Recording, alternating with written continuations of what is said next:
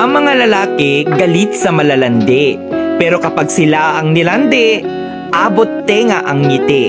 Ang lalaki kapag tamang hinala, kadalasan sila ang may ginagawa.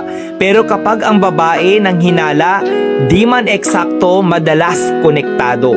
Ang mga babae pag nasaktan, mas nagiging matalino, maganda at matapang yan. Kaya kapag iniwan mo siya, mahirap na yang balikan. Pag may babaeng gustong agawin ang iyong asawa, ipaubayo mo na.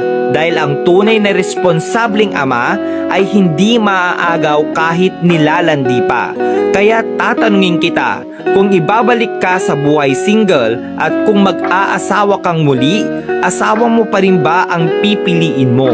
Tandaan mo, wala naman talagang pinanganak na manloloko. Di lang talaga na itanim sa pag-iisip nila ang tunay na kahulugan ng seryoso, respeto at kontento.